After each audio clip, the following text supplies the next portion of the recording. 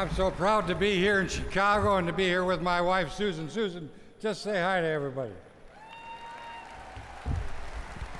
I'm blessed this year because Susan's traveling with me. Look, over 200 years ago, 58 people, 58 brave souls, got together in a room after an extremely dangerous and long period of audacious revolt against the oppressions of big government. They got together, and with the help of divine providence, they created a constitution unlike nothing the world had ever seen before. A constitution that Lord Winston Churchill described as the greatest act of genius in the cause of liberty in the history of the world.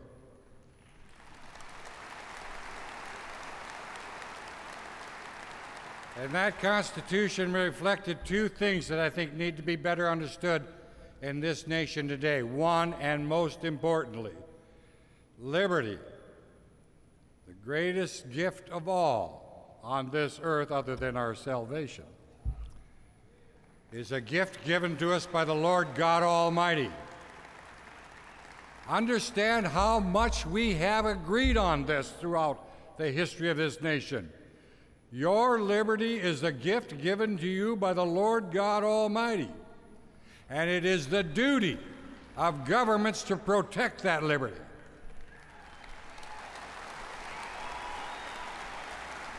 And these 58 brave and courageous people understood that if we create a government that's born out of liberty, that is enfranchised only by the will of its people, that we will create a nation of such strength and prosperity and blessings for all the world that that nation can never be defeated except by the one force they fear, that nation's own government. And they warned us, if you let your government get out of control, as my daddy used to say, too big for its britches, as Dirty Harry would admonish them, not knowing their own limitations. Now, I like to point out for you and me in our individual lives, knowing our limitations may be a prudent thing. But if you're given the privilege and the duty of governance, it is a duty and a moral requirement that you know your limits. These 58 people struggled over every word. They knew how difficult it was. Every word, every phrase, every comma, every question, every period. Nothing got in that Constitution by accident. These were learned people, serious, intelligent, courageous, and rigorous people. I put it to them this way. They knew what the meaning of the word is was, and they wrote exactly what they meant.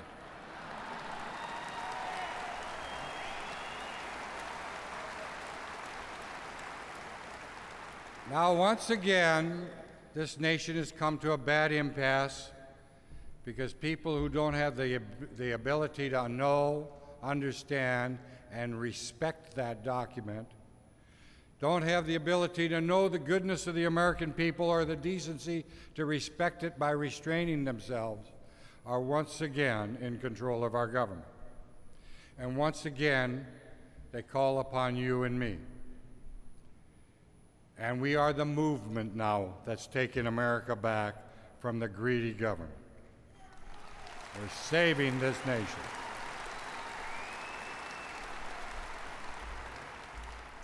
Back in 2003 and 93 and 94, the last time the Democrats had control of the whole government, they scared us, and they scared us bad. And we took it back. And we left it in the hands of a Republican majority that very soon thereafter started drinking backsliders' wine and leaving us with a broken heart. And so we got annoyed and we started again. In fact, now they're even more scarier than they were then. In fact, they are so scary now we miss Bill Clinton. In fact, I have been missing Bill Clinton since he left Washington. I've been having to feel my own pain. And they are that scary again, and then some. Ladies and gentlemen, I look at the history of this great nation. I look at the consolidated concerns of those geniuses that created this nation, that only our government can be a force powerful enough to destroy our nation.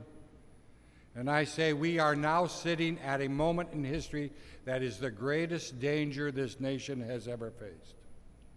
And if we don't stay unified, if we don't stay vigilant, if we don't stay active, if we don't show up, and if we don't demand a government that has a decent respect for who we are, we will lose this nation. And I'm not prepared to see that happen, and I bet you're not either.